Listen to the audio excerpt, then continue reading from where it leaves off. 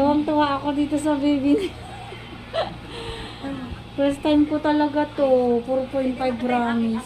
Ay, gusto Ang laki Ano ay. yan? Ayan o, 4.5. Grabe naman to. Kay Busmut naman, day. Ayan si Mami kasi oh. Ayan din kasi si Mami. Tignan mo naman yung mukha ni yung katawan ni Mami sa baby. Oh, di ba?